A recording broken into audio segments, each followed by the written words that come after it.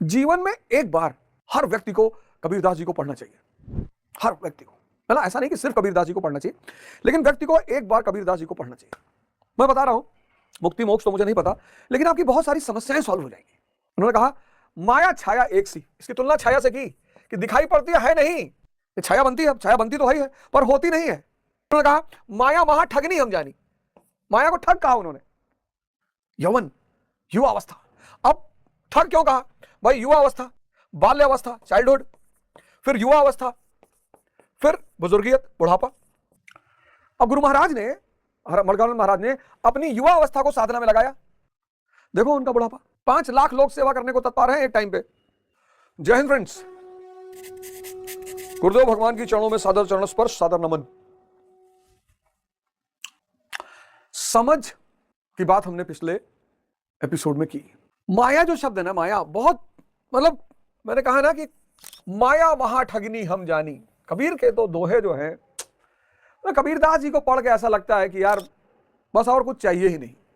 इतने सरलतम ढंग से सूत्रों की व्याख्या की गई है, इतने सरलतम ढंग से। जीवन में एक बार हर व्यक्ति को कबीरदास जी को पढ़ना चाहिए। हर व्यक्ति को, है ना। ऐसा नहीं कि सिर्फ कबीरदास जी को पढ़ना चाहिए, लेकिन व्यक्ति को एक बार कबीरदास जी को पढ़ना चाहिए। मैं बता रहा हूं, मुक्ति मोक्ष तो मुझे नहीं पता, लेकिन आपकी बहुत सारी समस्याएं सॉल्व हो जाएंगी। उन्होंने कहा माया छाया एक सी, इसकी तुलना छाया से की कि दिखाई पड़ती है नहीं, ये छाया बनती है, छाया बनती तो है ही है, और होती नहीं है। उन्होंने कहा माया वहां ठगनी हम जानी। माया को ठग कहा उन्होंने, यौवन, युवा अवस्था।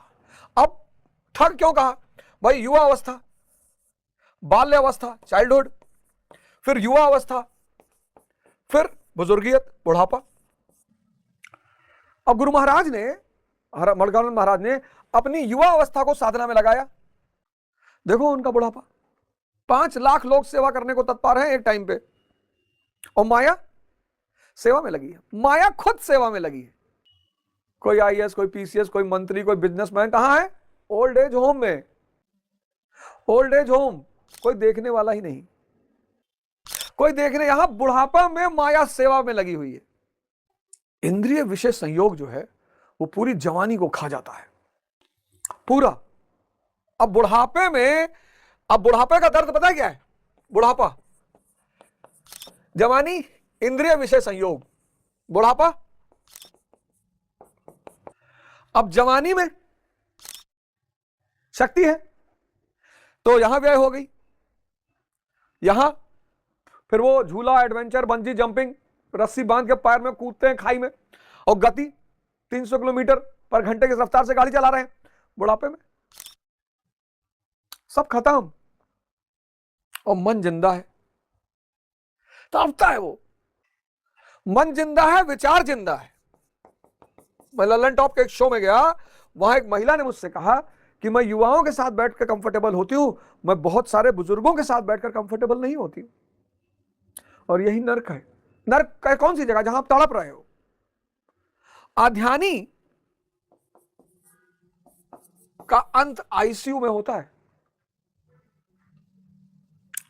और 6 महीना अगर कोई रह गया आईसीयू में, तो बस वो जो नर्क की चर्चाएं होती है ना, वो सब उसको वहां पे दिखाई पड़ेगा। और एक बात और बता दूं, घर में अगर शादी हो रही है तो समय तत्काल कट जाएगा, और अगर डेड बॉडी घर में पड़ी है तो रात कटेगी नहीं। आपने गौर किया है?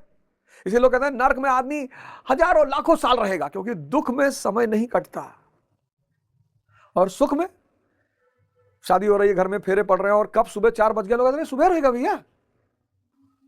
ध्यान करिए, ध्यान करिए, और समझ रूपी शक्ति को बढ़ाइए, और अपने जीवन का उत्थान करिए, अपने परिवार के जीवन का, समाज और राष्ट्र